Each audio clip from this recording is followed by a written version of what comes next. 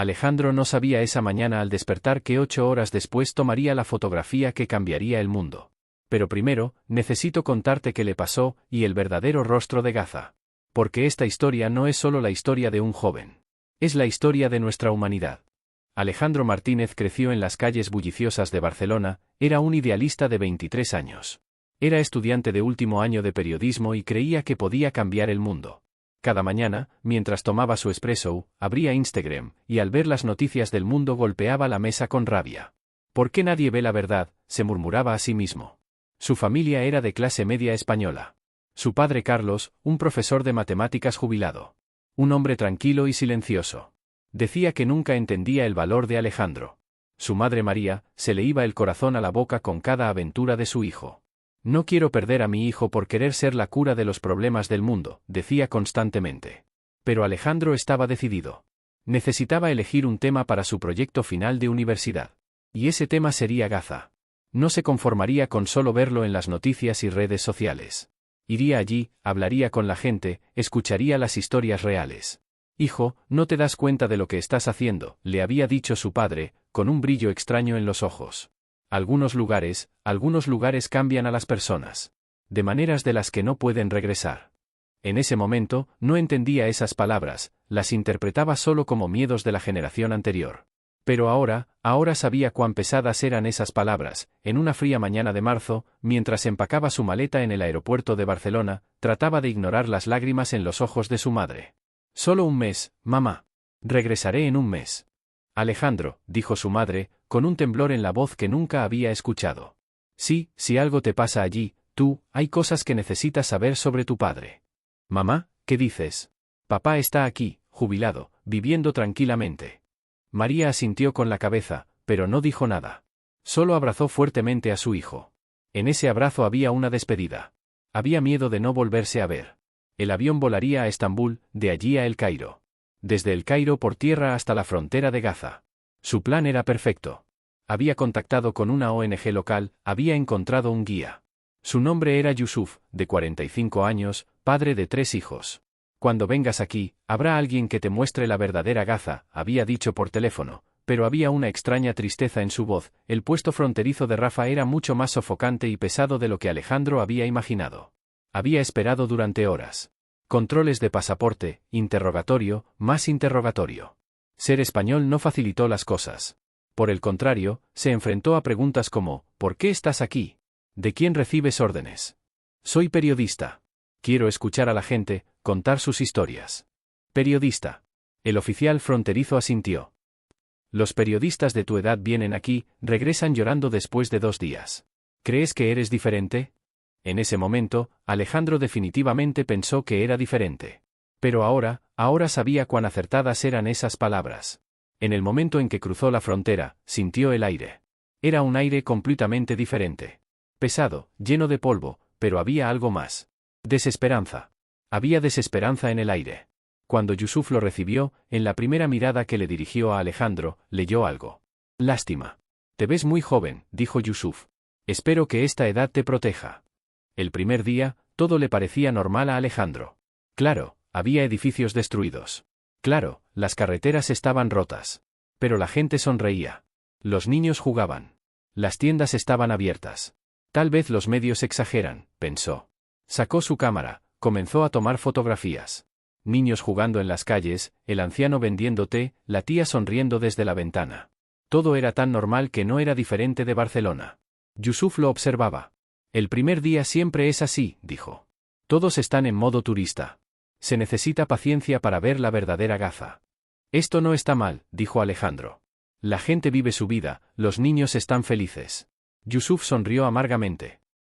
Alejandro, ¿ves a estos niños? Sí, están muy alegres. Estos niños nunca han salido de Gaza en sus vidas. No han visto fuera de estos muros. Vienes de Barcelona. Has visto el océano, has visto montañas nevadas, has visitado diferentes ciudades. Para estos niños, el mundo consiste en esta área de 365 kilómetros cuadrados. Y saben que así seguirá. Alejandro pensó por primera vez en ese momento. ¿Qué pasaría cuando estos niños crecieran? ¿Podrían ir a la universidad? ¿Podrían trabajar en otros países? ¿Podrían escapar al otro lado del mundo con alguien de quien se enamoraran? La respuesta era no. Y ese no era su culpa. La segunda noche, todo cambió. Alejandro se quedaba en casa de Yusuf. Una casa pequeña de 2 habitaciones. Yusuf, su esposa Fatma y 3 hijos. La más pequeña de 4 años, Laila. El mayor de 12 años, Ahmad. En la cena, Fatma le había preguntado: Alejandro, ¿cuándo hablaste con tu familia? Esta mañana llamé a mi madre. Está preocupada. Bien. La familia es importante. Nuestro Ahmad nunca pudo conocer a su abuelo. Vivía en el oeste de Gaza, no puede venir aquí. Han pasado 8 años sin poder verlo. Alejandro se sorprendió. ¿8 años? Pero viven en la misma ciudad. La misma ciudad, pero diferentes regiones. Los permisos de tránsito son difíciles. A veces lleva meses, a veces años. Ahmad había hablado entonces: a veces olvido la voz de mi abuelo. Hablamos por teléfono, pero ya no puedo recordar su cara. Estas palabras saliendo de la boca de un niño de 12 años se asentaron en el corazón de Alejandro. En Barcelona, su abuelo vivía en Valencia. Podía ir y venir en 4 horas. Este niño no había podido ver a su abuelo en la misma ciudad durante 8 años. Esa noche no pudo dormir. En su habitación, en la cama delgada que Ahmad le había dado, se dio vueltas. Venían sonidos del exterior. Sonidos extraños. Sonidos metálicos y pesados. Yusuf, susurró. No duermes. ¿Qué son estos sonidos? Yusuf había permanecido en silencio durante mucho tiempo. Luego, drones, había dicho. Vuelan constantemente por la noche. Te acostumbras a sus sonidos. ¿Qué hacen? Observan. Graban. A veces hacen otras cosas. Los pelos de Alejandro se erizaron. ¿Cómo duermen con estos sonidos? Te acostumbras. Tienes que acostumbrarte. Porque no tienes otra opción. Pero lo realmente impactante era esa fotografía que Alejandro tomó al tercer día. Había amanecido, Alejandro finalmente se había dormido. A pesar de los sonidos de los drones, se desmayó del cansancio. Pero se despertaría a las 5. No con el llamado a la oración, sino con otro sonido. Un sonido mucho más aterrador. Estruendo. Los marcos de las ventanas temblaron. Alejandro saltó de su lugar. Yusuf, ¿qué está pasando? Yusuf estaba tranquilo. Demasiado tranquilo. Eso también era aterrador. Vístete. Iremos al hospital. ¿Hospital? ¿Te lastimaste? Yo no. Otros. Alejandro no entendió. Pero se vistió. Cuando salieron, había humo en el cielo. Humo espeso y negro. Estaba lejos, tal vez 2 a 3 kilómetros. Pero el olor se podía sentir aquí. ¿Qué se quemó? Yusuf no respondió. Solo dijo: ven. Camino al hospital, había otras personas en el camino también. Corrían. Tenían bolsas de nylon, mantas en las manos. Algunos tenían sangre en sus caras. Pero no era su propia sangre. Se había contagiado de otros. Alejandro sacó su cámara. Tomó su primera fotografía. Un hombre corriendo. Tenía un niño pequeño en sus brazos. El niño estaba inmóvil. El hospital. Alejandro nunca había visto algo así. Ya en la puerta, había camillas. Cuerpos encima de ellas. Algunos cubiertos, algunos descubiertos. Y sonidos. Gritos, sonidos de llanto, sonidos de gritos. Alejandro, ¿estás listo?, había preguntado Yusuf. ¿Listo para qué? Para ver la verdadera Gaza. Entraron. Lo primero que vio fue el suelo ensangrentado. Había algo resbaladizo bajo sus zapatos. Cuando miró hacia abajo, se dio cuenta de que era sangre. Sangre fresca. Un doctor pasó corriendo junto a ellos. Su bata era roja. El guante en su mano era rojo. Su cabello era rojo. No hay más camillas, gritaba. Intervendremos en el suelo. Alejandro sostenía su cámara, pero no podía disparar. No podía disparar porque estas eran personas. Personas reales. Personas reales que sufrían. Dispara, dijo Yusuf. Para esto estás aquí. Dispara. Cuando tomó su primera fotografía en el hospital, sus manos temblaban. Una mujer estaba sentada en el suelo. Tenía un niño en su regazo. Debía tener 6 a 7 años. Pero el niño no tenía pierna. No había nada desde la rodilla hacia abajo. La mujer no lloraba. Esto era aún más aterrador. Solo acariciaba el cabello del niño, murmuraba algo en árabe. ¿Qué dice?, preguntó Alejandro. Está cantando una nana. Dice: es hora de dormir, los ángeles te esperan, punto. Los ojos de Alejandro se llenaron de lágrimas. Pero aún había más que ver. Adentro, en el quirófano, el doctor cosía el brazo de un niño sin anestesia. El niño gritaba, pero no podía moverse porque 2 enfermeras lo sostenían. ¿Por qué no le dan anestesia? No hay. Se acabó. El último envío que vino el mes pasado fue retenido en la frontera durante 3 semanas. Los medicamentos se echaron a perder. Alejandro no entendía. ¿Cómo que no hay? ¿Cómo puede ser? Bloqueo. Embargo. Se necesita aprobación para que entren medicamentos. Esa aprobación a veces viene, a veces no. Esta vez no vino. Los gritos de ese niño resonaron en los oídos de Alejandro durante horas. Esa noche en su sueño escuchó esa voz. Cuando se despertó por la mañana, escuchó esa voz. Todavía, a veces en momentos de silencio, no escuchaba la voz de ese niño. Pero el verdadero shock fue al mediodía. Cuando salían del hospital, llegó una ambulancia. En la camilla que salió, había un joven. De la edad de Alejandro. Tal vez 22, tal vez 24.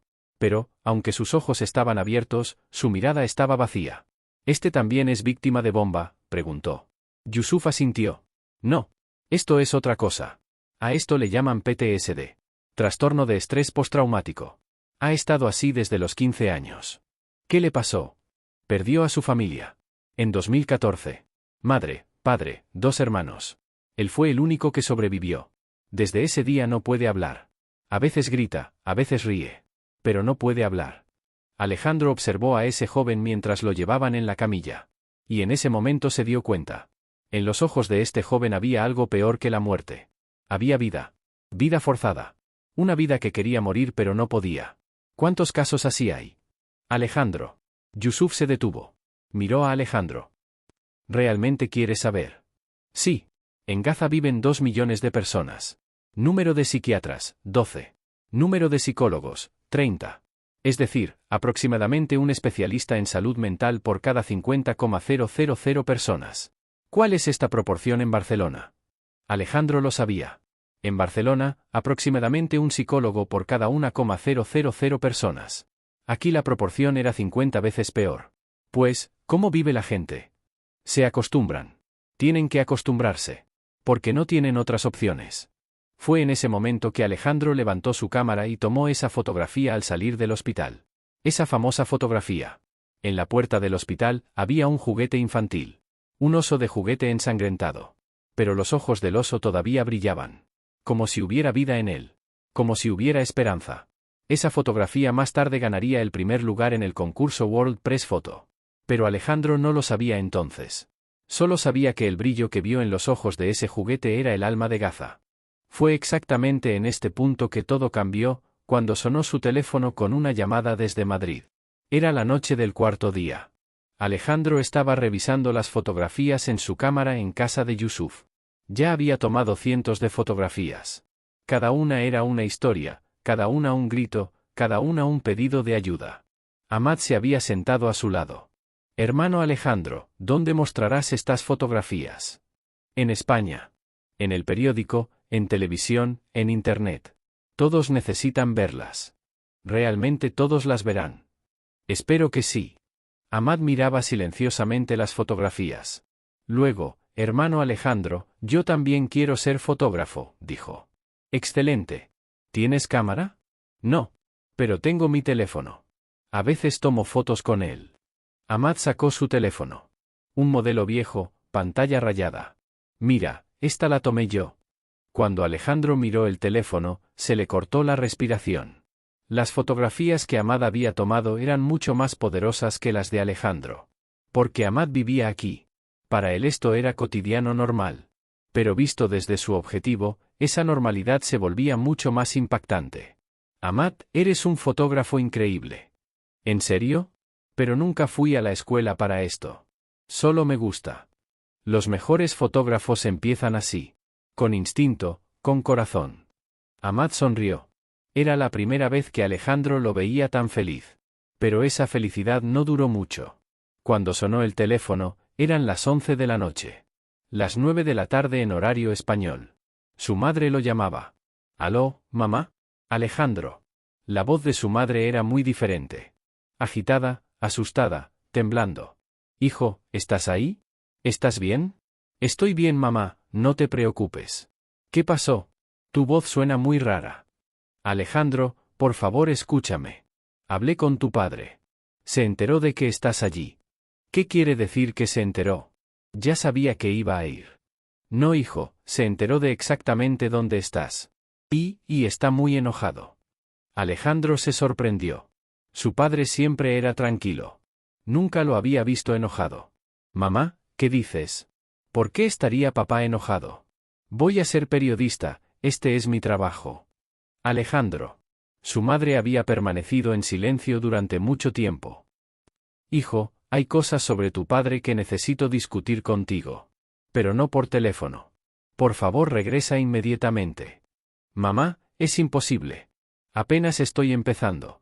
La gente de aquí confía en mí, para que cuente sus historias. Alejandro. La voz de su madre salió muy dura. Nunca la había escuchado hablar así. ¿Tú, sabes quién es tu padre? Esta pregunta había sorprendido a Alejandro. ¿Qué quiere decir quién es? Carlos Martínez, profesor de matemáticas jubilado. Papá. No, Alejandro. Él no es solo un profesor de matemáticas. Nunca lo fue. Mamá, ¿qué dices? ¿Te volviste loca? En 1985, tu padre estuvo allí. Estaba en Gaza. Pero no como periodista. Para otra cosa. El mundo de Alejandro se detuvo. ¿Qué quiere decir que estuvo allí? Papá nunca fue a Medio Oriente. Fue hijo. Estuvo allí 6 meses. Y pasaron cosas muy malas. En el lugar donde tú estás ahora. Desde ese día nunca habló de ese periodo. Solo dijo esto: nunca más estaré en esas tierras. Y mi hijo tampoco estará. Alejandro sostenía fuertemente su teléfono. Sus manos temblaban. Mamá, ¿dónde está papá ahora? No lo sé. Esta mañana salió de casa. Dijo, traeré de vuelta a Alejandro. Estaba muy enojado, Alejandro. Estaba en un estado muy aterrador. ¿Qué quiere decir que me traerá de vuelta? ¿Qué va a hacer? No lo sé, hijo. Pero por favor ten cuidado. Necesitas tener miedo de tu padre. El teléfono se había cortado. Alejandro miraba vacío el teléfono. Su padre, en Gaza en 1985. No profesor de matemáticas. Para otra cosa. ¿Para qué? Yusuf se acercó. Malas noticias. No lo sé. Alejandro miró a Yusuf. Yusuf, ¿qué pasó aquí en 1985? Había observadores internacionales, periodistas. El rostro de Yusuf cambió. 1985, fueron años difíciles. ¿Por qué preguntas? Mi padre estuvo aquí en ese periodo. Pero no sé qué trabajo tenía. Yusuf había permanecido en silencio durante mucho tiempo. Luego, Alejandro, ¿cómo era tu padre en casa? ¿Tranquilo, o? Muy tranquilo.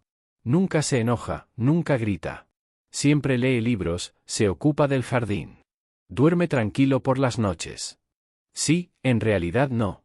A veces lo escucho gritar. En su sueño. Pero cuando le pregunto en la mañana no recuerda.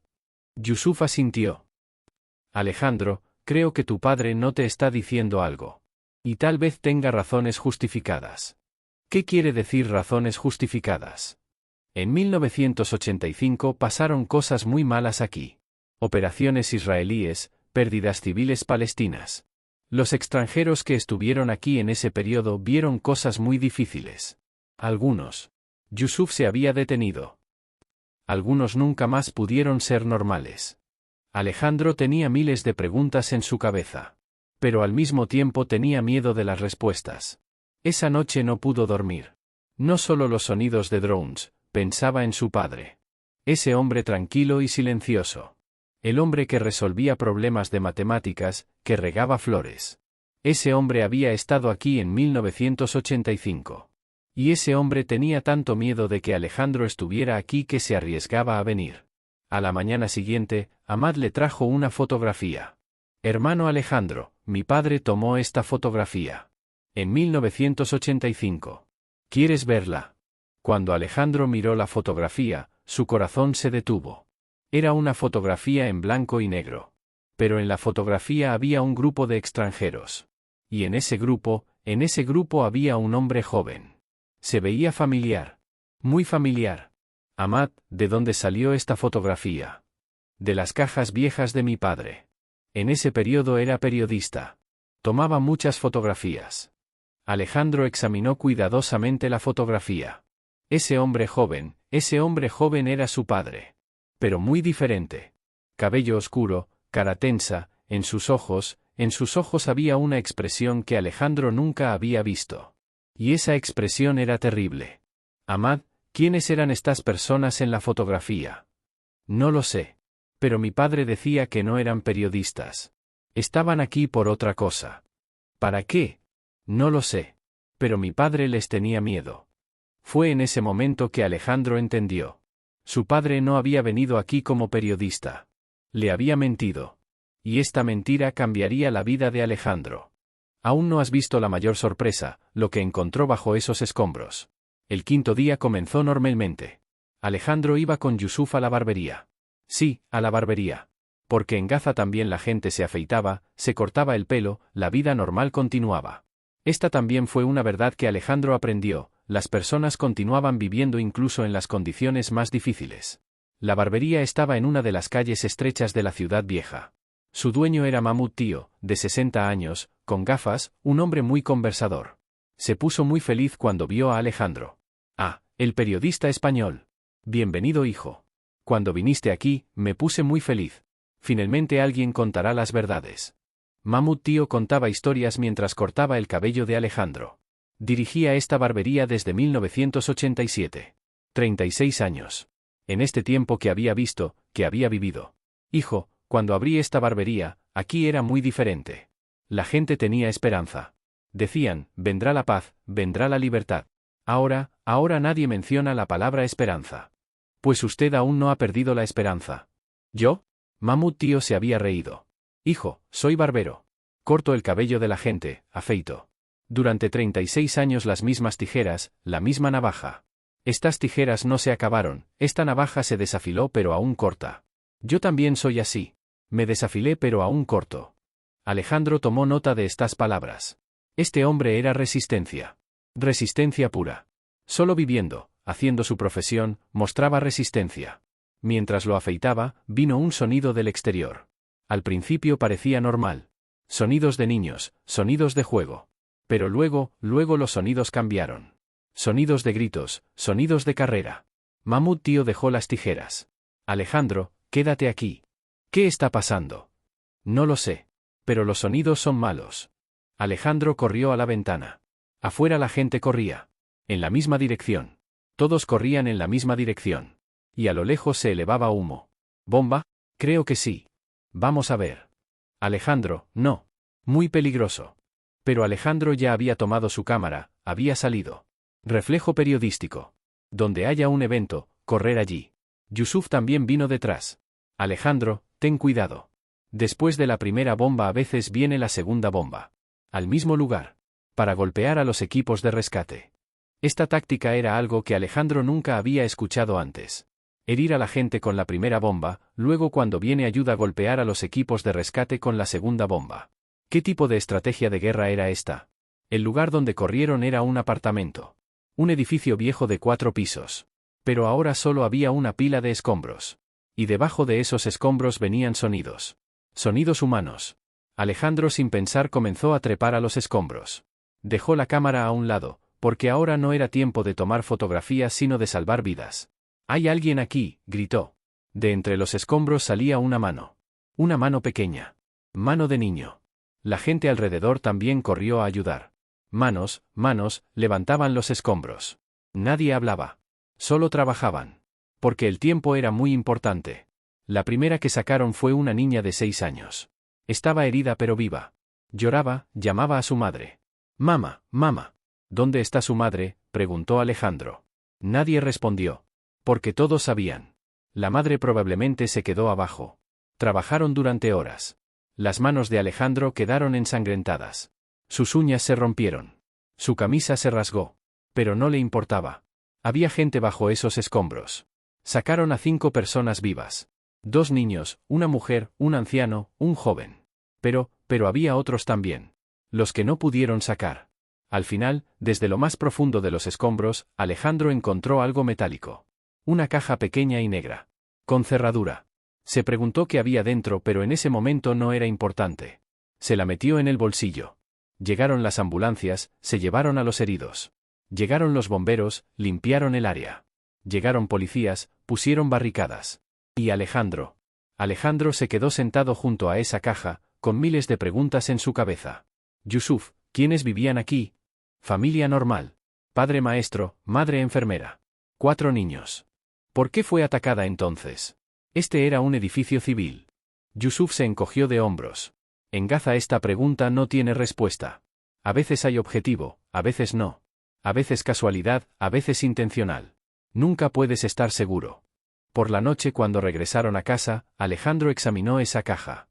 La cerradura ya estaba rota. Se preguntaba qué había dentro. Cuando abrió la caja, se le cortó la respiración. Adentro había fotografías. Fotografías muy viejas. En blanco y negro. Y caras que le parecían familiares. Primera fotografía, un grupo de soldados. Soldados israelíes. En el reverso decía 1985. Segunda fotografía, los mismos soldados, en ropa civil. Y junto a ellos otros extranjeros. Con apariencia de periodistas. Tercera fotografía, uno de esos extranjeros, hablando con una familia palestina. Y ese extranjero. El corazón de Alejandro se detuvo. Ese extranjero era su padre. Cuarta fotografía, la misma familia, pero al día siguiente. Casa destruida. Los miembros de la familia no estaban. Quinta fotografía, su padre, dándole la mano a un oficial israelí. Sonreían. Alejandro temblaba. ¿Qué significaba esto? ¿Qué estaba haciendo su padre aquí? ¿Por qué se fotografiaba con soldados israelíes? Y lo más importante, ¿qué pasó con esa familia? En el fondo de la caja había una carta. Escrita en árabe. Se la llevó a Yusuf. Yusuf, ¿puedes leer esto? Yusuf tomó la carta, la leyó. Su cara se puso blanca. Alejandro. ¿Qué dice? Esto es algo muy malo. Por favor dime. Esta carta es del padre de la familia que vivía en esa casa. Y dice, nos engañaron. El hombre que decían que era periodista, en realidad era espía. Dibujó el plano de nuestra casa, escribió quién vivía dónde. 2 días después vino la bomba. Solo yo sobreviví. Mi esposa, mis hijos, todos murieron. Nunca olvidaré el nombre de ese periodista, Carlos Martínez. El mundo de Alejandro se derrumbó. Su padre, con apariencia de periodista era espía. Y reportaba las ubicaciones de familias palestinas a Israel. Yusuf, ¿esto puede ser verdad? Alejandro, estas fotografías no son falsas. Esta carta no es falsa. ¿Y qué? Y tú, ahora eres el hijo de ese hombre. Estás en Gaza. Alejandro entendió en ese momento. ¿Por qué su madre tenía miedo? ¿Por qué su padre quería venir? Y por qué él estaba en peligro. Porque aquí había gente que había descubierto que era el hijo de Carlos Martínez. Y esa gente podía vengarse. Espera un minuto, no te pierdas este detalle, esa carta en el bolsillo de Alejandro. Alejandro esa noche no pudo dormir en absoluto. Examinaba una y otra vez las fotografías en sus manos. Su padre, su versión joven, con soldados israelíes. Y esa familia muerta. Le había preguntado a Ahmad, ¿conoces a la familia Martínez que murió en 1985? La cara de Ahmad había cambiado. Hermano Alejandro, ¿por qué preguntas? Estoy haciendo una investigación. La familia Martínez. Ahmad se había callado. Hermano, esa es una historia muy vieja. Y una historia muy dolorosa. ¿Me la cuentas? Ahmad había mirado alrededor, había bajado la voz. La familia Martínez eran muy buenas personas. Padre maestro, madre doctora. 3 niños. Vivían felices en una casa pequeña. En ese periodo venían periodistas aquí. Ellos también hacían hospitalidad. Eran personas muy hospitalarias. ¿Qué pasó después? En 1985, vino un periodista español. Hablaba muy bien inglés. La familia Martínez le dio hospitalidad. Se quedó una semana en su casa. El corazón de Alejandro latía rápidamente. ¿El nombre de ese periodista? Creo que se llamaba Carlos. No recuerdo el apellido. Después, 2 días después de que se fue ese periodista, la casa de la familia Martínez fue bombardeada. Madre, padre, 3 niños. Todos murieron. Solo sobrevivió el padre del abuelo. Él también quedó muy herido. ¿Ese hombre todavía vive? Vive. Pero no habla de eso. Le duele mucho. Alejandro ahora entendía. Las fotografías en esa caja eran de esa familia. Y esa carta era la carta escrita por el miembro de la familia que sobrevivió. Ahmad, puedo ver a ese abuelo. Ahmad pensó durante mucho tiempo. No lo sé, hermano. Él está muy enojado por ese evento. No le gustan los extranjeros. Pero yo quiero disculparme. ¿Disculparte? ¿Por qué? Tú no hiciste nada. Alejandro tenía que tomar una decisión muy difícil. ¿Le diría la verdad a Ahmad? Si se la decía, ¿qué pasaría?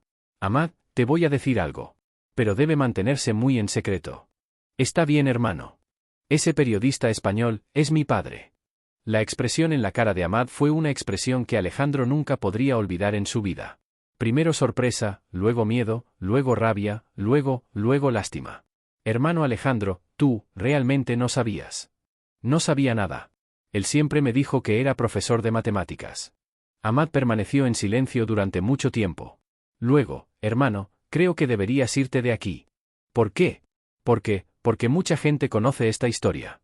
¿Y si descubren que eres el hijo de ese hombre? Ahmad no terminó su oración. Pero Alejandro había entendido. Esa noche, Alejandro llamó a su madre. Eran las 3 de la madrugada en horario turco. Pero no le importó. ¿Mamá? Alejandro.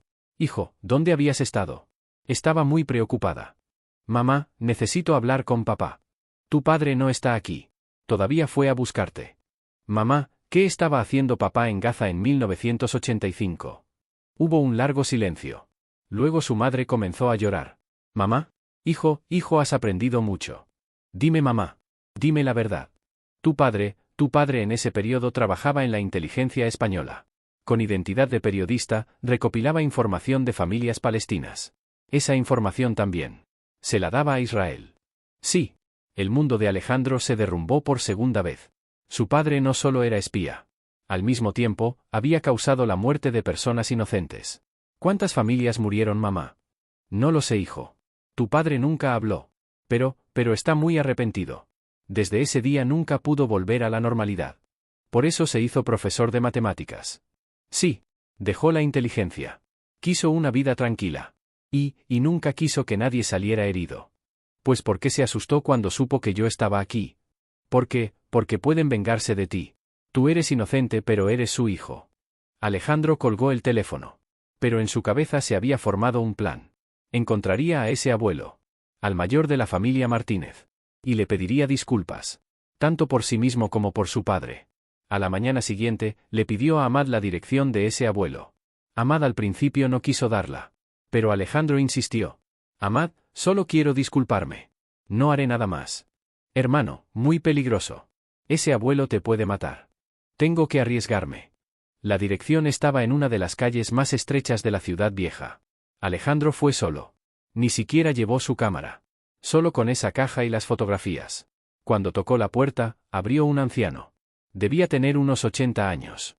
Pero sus ojos estaban muy vivos. Y en esos ojos había un dolor muy profundo. ¿A quién buscas? Mi nombre es Alejandro Martínez. Necesito hablar con usted. La cara del anciano se volvió de piedra. Martínez. Sí. Soy el hijo de Carlos Martínez. El anciano trató de cerrar la puerta. Pero Alejandro puso su mano en la puerta. Por favor. Solo 5 minutos. Quiero disculparme. ¿Disculparte? El anciano se rió amargamente. Disculpas después de 40 años. Sé que es muy tarde. Pero recién ayer me enteré. Mi padre nunca me lo dijo. El anciano miró largamente a Alejandro. Luego abrió la puerta. Entra. La casa era muy pequeña. Una sola habitación. Pero en las paredes había docenas de fotografías. Fotografías familiares. Y las personas en esas fotografías, de esa familia nadie quedaba. Estos son ellos, dijo el anciano. Mi hijo, mi nuera, mis nietos. Las personas que tu padre mató. Alejandro miró las fotografías. Los niños sonreían. Eran una familia feliz. Y ahora ninguno de ellos existía. Yo lo siento mucho. ¿Lo sientes? El anciano levantó la voz. Durante 40 años cada noche los veo en mis sueños. Cada noche veo sus muertes. ¿Tú lo sientes? Alejandro comenzó a llorar. No sabía. Te juro que no sabía. Mi padre siempre me dijo que era profesor de matemáticas. El anciano, cuando vio que Alejandro lloraba, se suavizó un poco. Tú, realmente no sabías. Encontré esta caja. Del escombro de ayer. Alejandro extendió la caja. Cuando vi las fotografías dentro me enteré. El anciano tomó la caja, miró las fotografías. Sus ojos se llenaron. ¿De dónde salieron estas fotografías? De la casa bombardeada. De entre los escombros. Esa casa era de mi vecino. Probablemente también guardaba estas fotografías. Como evidencia. ¿Evidencia? Sí. Evidencia de que tu padre era culpable. Alejandro se arrodilló frente al anciano. Por favor. No puedo cambiar lo que hizo mi padre. Pero yo estoy aquí. ¿Qué puedo hacer para compensarlo? El anciano miró largamente a Alejandro. Luego, levántate, hijo. No necesitas arrodillarte. ¿Qué puedo hacer? ¿Tú, no eras periodista? Sí. Entonces sé periodista. Cuenta las verdades. Pero esta vez no mientas. Esta vez, cuenta nuestra historia. La contaré. Te lo prometo. Y una cosa más. ¿Tu padre todavía vive? Vive. Entonces dile. Dile que Ahmed Martínez lo perdonó. Porque vengarse no traerá de vuelta a mi familia. Pero que su hijo haga las cosas correctas, tal vez tranquilice sus almas. Alejandro entendió en ese momento. La verdadera venganza no era el odio. La verdadera venganza era el amor. Y perdonar. Nadie sabía que cuando se tomó esa fotografía, había lágrimas en los ojos de Alejandro. Pasó esa noche con el abuelo Ahmed. Sí, el nombre de ese anciano era Ahmed. Llevaba el nombre de su nieto del mismo nombre. Y esa noche, le contó a Alejandro la historia que no había contado a nadie durante 40 años. Era junio de 1985, dijo el abuelo Ahmed. Era Ramadán. Estábamos ayunando. Cuando vino ese periodista español, estábamos preparando el iftar. Era un joven muy educado. Se presentó como Carlos. Sabía muy bien árabe. Nos sorprendimos. ¿Por qué se sorprendieron? Porque la mayoría de periodistas extranjeros no sabían árabe. Traían intérprete. Pero él podía hablar directamente con nosotros. Incluso había dicho que leía el Corán. Alejandro se sorprendió. Su padre nunca fue religioso. ¿Realmente leía el Corán? No creo. Ahora que lo pienso, probablemente era para engañarnos. Para ganar nuestra confianza. El abuelo Ahmed continuó contando esa noche. Qué actor tan perfecto era Carlos, su padre. Comió iftar con la familia, rezó con ellos, jugó con los niños. Mi nieta más pequeña, Laila, se había encariñado mucho con él. Constantemente decía, tío Carlos, tío Carlos. Carlos también la trataba muy bien. Le traía juguetes, le contaba historias. ¿Qué pasó después? Se quedó una semana con nosotros. Cada día paseaba por el barrio.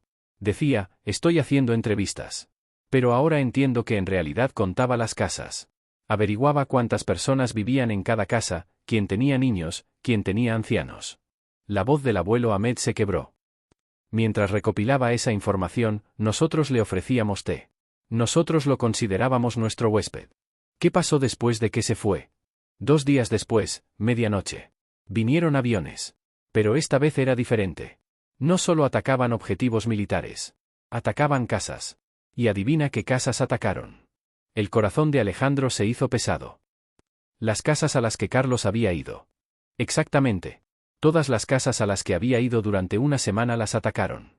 Nuestra casa, la casa de la tía Fatma vecina, la casa del maestro Mahmoud de enfrente. Todas. ¿Cómo se salvó usted? Esa noche no estaba en casa. Estaba en el hospital. Había tenido un ataque al corazón, estaba bajo observación. Mi familia estaba en casa. Todos estaban en casa.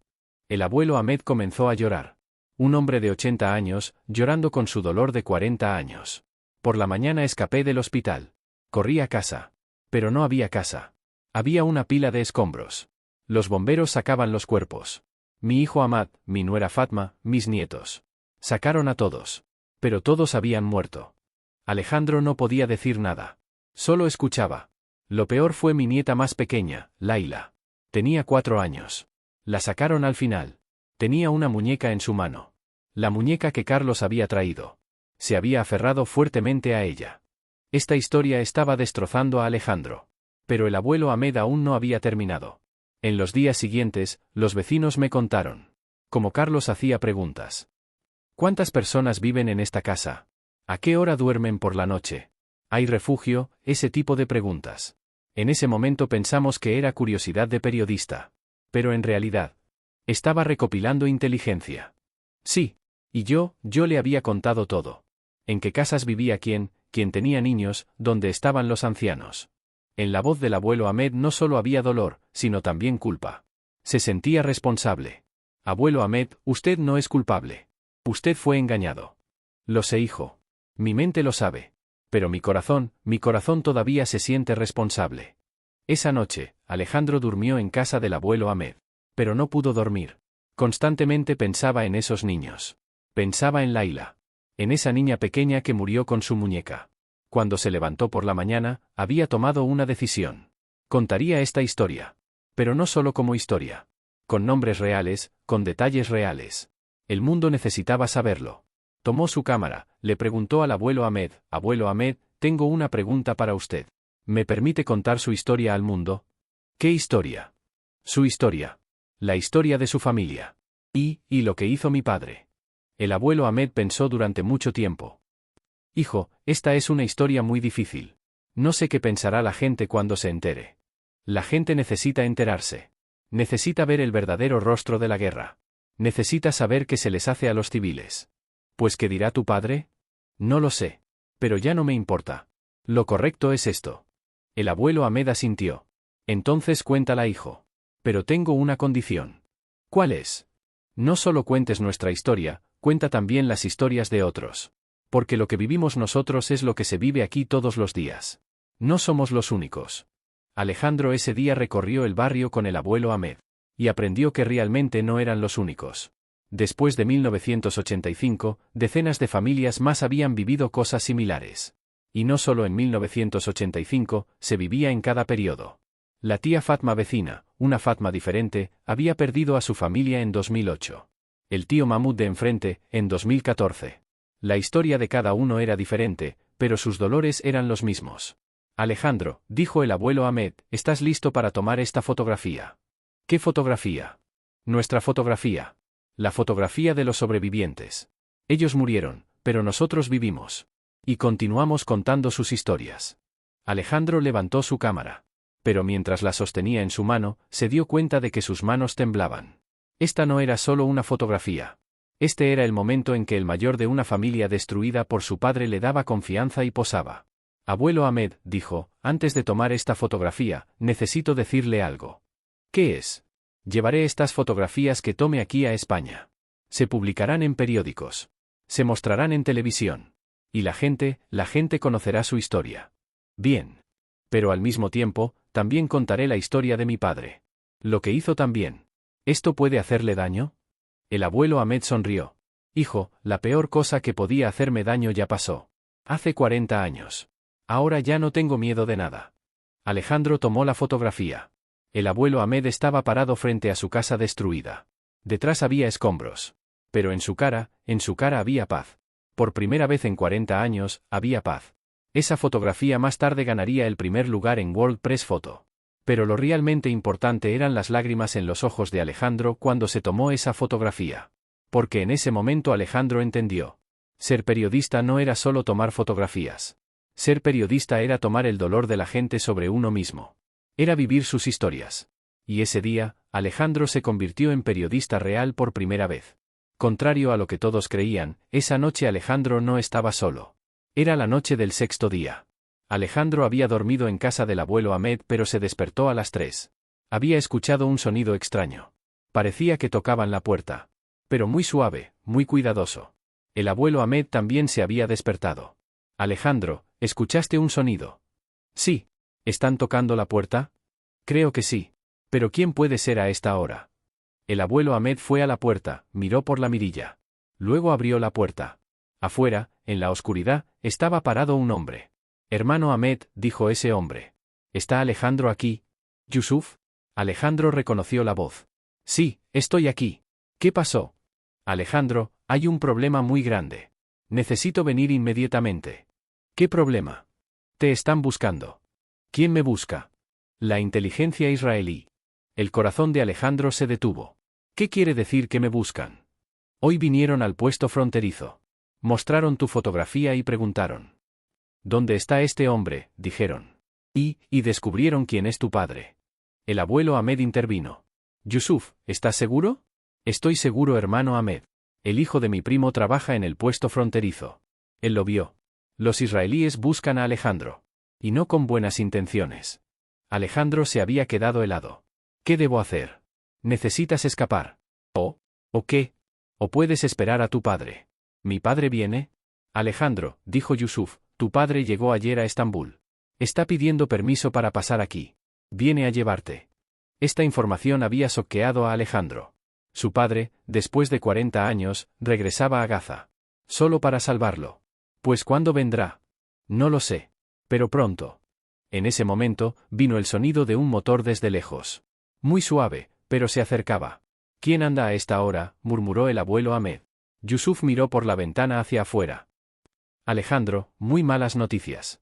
Viene vehículo militar. Auto israelí. ¿Qué? Alejandro saltó de su lugar con pánico. ¿Qué haremos? Mantén la calma, dijo el abuelo Ahmed. Esta casa es muy vieja. Hay una habitación secreta. Te esconderemos ahí. ¿Habitación secreta? La hice en 1987. Para este tipo de situaciones. El abuelo Ahmed levantó la alfombra en el dormitorio. Debajo había una pequeña tapa. Baja. No hagas ruido. Alejandro bajó. Era un lugar muy estrecho y oscuro. Pero era suficiente para esconderse. Se cerró la tapa. Alejandro en la oscuridad, escuchaba su propia respiración. Su corazón latía tan rápido que tenía miedo de hacer ruido. Vinieron sonidos de arriba. Tocaban la puerta. Un toque duro y autoritario. El abuelo Ahmed abrió la puerta. Sonidos de conversación en hebreo. Alejandro no sabía hebreo, pero por los tonos entendía. Estaban haciendo una búsqueda. Sonidos de pasos. Caminaban por la casa. Pasaron por encima de Alejandro. Estaban buscando en el dormitorio. Duró 10 minutos. Luego se fueron. Cuando el abuelo Ahmed abrió la tapa, se fueron, dijo. Pero pueden regresar. Alejandro salió. Temblaba. ¿Qué decían? Te buscaban. Dijeron, periodista peligroso. Se había extendido el rumor de que eres el hijo de tu padre. Pues ¿qué haremos ahora? Yusuf habló. Alejandro, te daré 2 opciones. O escapamos ahora, cruzas la frontera y regresas a Estambul. ¿O qué? O esperas a tu padre. Pero muy arriesgado. Alejandro pensó durante mucho tiempo. Escapar sería fácil. Pero su padre venía aquí. Por primera vez después de 40 años. Y Alejandro sabía que necesitaba hablar con él. Esperaré. ¿Estás seguro? Estoy seguro. A la mañana siguiente, muy temprano, tocaron la puerta otra vez. Esta vez era diferente. Un toque suave y cuidadoso. Cuando el abuelo Ahmed abrió la puerta, afuera estaba parado un hombre de mediana edad. Un poco mayor que la edad de Alejandro, pero se veía mucho más viejo. Su cabello se había vuelto blanco, tenía líneas profundas en su cara. ¿Está Alejandro aquí?, preguntó ese hombre. En su voz había un cansancio muy profundo. Alejandro reconoció esa voz. La conocía muy bien. Papá. Carlos Martínez, después de 40 años, estaba en Gaza. Y estaba frente a su hijo. Alejandro. La voz de Carlos estaba rota. Hijo, ¿qué buscas aquí? ¿Tú qué buscas aquí, papá? Después de 40 años. Carlos entró. Cuando vio al abuelo Ahmed, se quedó petrificado. Ahmed. Carlos. La voz del abuelo Ahmed estaba tranquila. Sorprendentemente tranquila. ¿Tú, me reconoces? No te he olvidado durante 40 años. Carlos se desplomó al suelo. Literalmente se desplomó. Cayó sobre sus rodillas. Ahmed, yo muy. Levántate, Carlos. No podemos cambiar el pasado. Ahmed, desde ese día nunca encontré paz. Cada noche los veo en mis sueños. Yo también los veo. Hice algo imperdonable. Lo sé. Alejandro observaba esta conversación. Este diálogo entre su padre y el abuelo Ahmed lo afectaba profundamente. Papá, dijo Alejandro, ¿realmente eras agente de inteligencia? Carlos asintió. Sí. Trabajé para la Organización Nacional de Inteligencia Española. Entre 1980 a 1990. ¿Por qué te enviaron aquí? Había un acuerdo de intercambio de información con Israel. Y yo recopilaba información de familias palestinas y se la daba a Israel. ¿Cuántas familias murieron? Los ojos de Carlos se llenaron. 13 familias. 47 personas. 23 de ellas niños. Estos números sacudieron a Alejandro. 23 niños. 23 niños inocentes. ¿Qué hiciste después? Renuncié. Regresé a España. Me hice maestro. Y juré nunca hacerle daño a nadie.